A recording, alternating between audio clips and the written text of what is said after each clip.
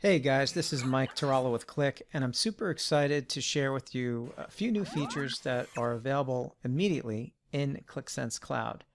Now keep in mind, since Qlik Sense Cloud is on a continuous release cycle, when the features are completed by R&D, they're implemented immediately in Qlik Sense Cloud and you could use them right away, versus waiting until one of our 5 releases per year is available. So the first feature I want to talk about is segment colors. Segment colors is a styling option that is available within measures that are created within our master items library. So to give you an example, I already have a chart created. In this case, I'm using a combo chart and I'm going to measure temperature and rainfall. So I already have the temperature already displayed as a line. And what I'm going to do is go into my master measures and I'm going to grab my rainfall. I'm just going to drop it right on top of the combo chart and I'm going to display it as a bar. Okay, and you can see that we have the different measurements here where our bar chart is now depicting rainfall and our line is depicting the temperature.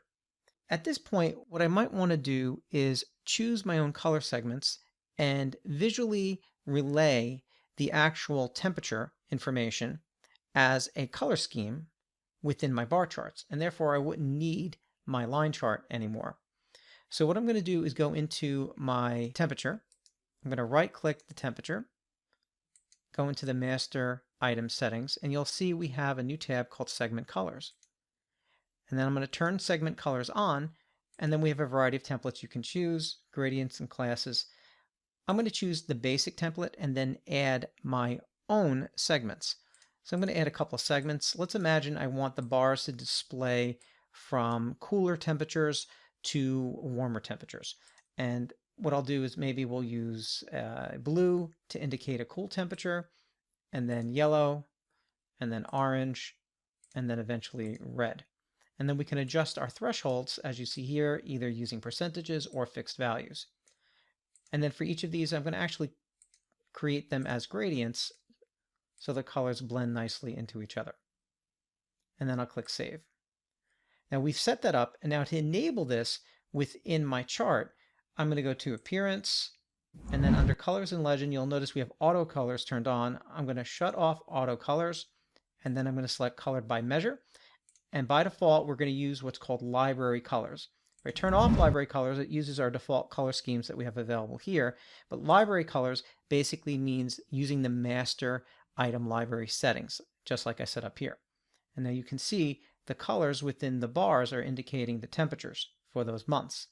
So at this point, I can go into Data, and we can remove the actual temperature measure. And now we have both measures being depicted, one by size and one by color.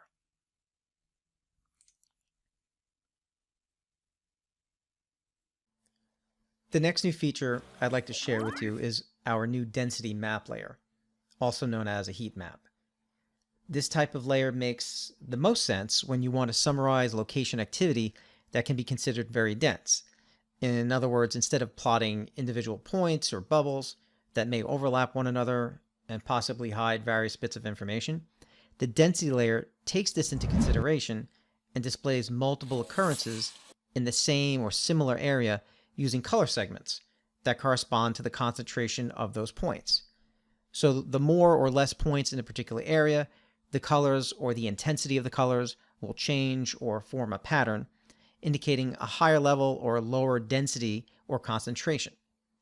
So, though not particularly a cheerful example relating to crime statistics in Chicago, the density layer shows the number of incidents that occurred within a specified distance, with blue and green being the least, and those that are more spread out, and red and yellow showing more frequent occurrences that are closer to one another. So if I was visiting this particular location, I would most likely stay away from East 63rd and East 71st Street, for example, in order to reduce my risk of becoming a victim of a particular crime. So let me create this and show you how simple it is. So within my app, my data has been loaded. I'll give you an example of the data set. You can see here the latitude and the longitude columns have coordinates that are fairly close to each other, and you can see this by the indication of the digits within the coordinates. Now back at the map, I'm going to select layers, add a layer, add a density layer, and then add the dimension. In this case, my location parameter, which is going to be the longitude and latitude field.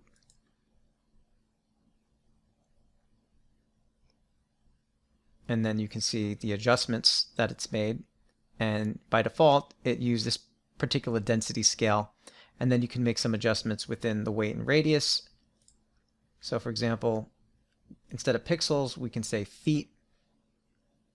And then we can make the adjustments such as 200 feet, 430 feet, 1600 feet, etc. until it looks about right where you would like to display that concentration. Now to change the coloring, we can go to Colors,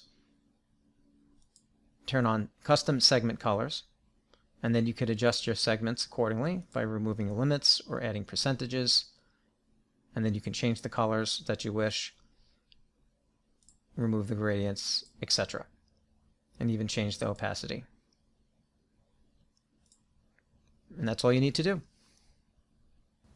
I hope you enjoyed learning about these new features. Please be sure to check out these other great resources to learn more about Qlik and Qlik Sense. And please engage with us by asking questions and leaving comments where this video is posted. We value your opinion and we want to hear from you. Thanks for watching, and I'll see you on the next video.